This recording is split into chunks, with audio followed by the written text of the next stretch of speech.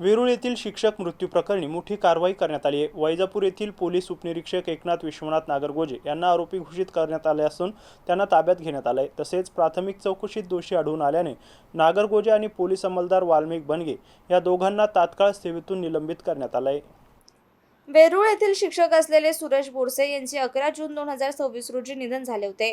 त्यांच्या मृत्यूस कारणीभूत ठरलेल्या व्यक्तींविरुद्ध पत्नी अनिता सुरेश बोरसे यांनी खुलताबाद पोलीस ठाण्यात तक्रार दाखल केली। त्यानुसार भारतीय न्याय संहिता कलम 106(1) आणि 131 अन्वये गुन्हा नोंद करण्यात आला होता। या घटनेची गंभीर दखल घेत पोलीस अधीक्षक प्रकाश जाधव यांनी सखोल तपासाचे आदेश दिले।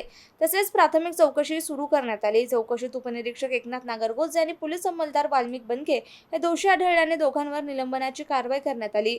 दरम्यान मृतांच्या कुटुंबियांच्या जबाबांच्या आधारे नागरगोजेला या गुन्ह्यात आरोपी करण्यात आला असून स्थानिक गुन्हे शाखेच्या पथकाने त्याला बेड्या ठोकल्यात।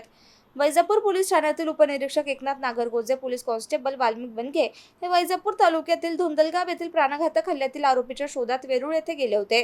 तेथे गेल्यानंतर शिक्षक सुरेश बोरसे यांच्याशी वाद होऊन त्यांना मारहाण करून वाहनात डांबले। या मारहाणीत त्यांचा मृत्यू झाल्याचा आरोप कुटुंबियांनी केला होता। विशेष म्हणजे नागरगोजे सोबत या प्रकरणातील फिर्यादी होता।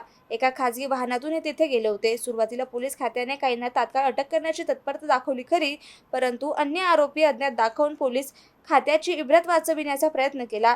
परिणामी नागरगोजे आणि बनगे हे दोघेही अद्याप मोकाटच होते। पोलीस दलानं त्यांना अभय देण्याचा पुरेपूर प्रयत्न केला, परंतु लोकप्रतिनिधींचा वाढता राजकीय दबाव आणि शिक्षक संघटनांच्या रेट्यामुळे पोलीस प्रमुखांना अखेर गुन्हा दाखल करून घ्यावा लागला।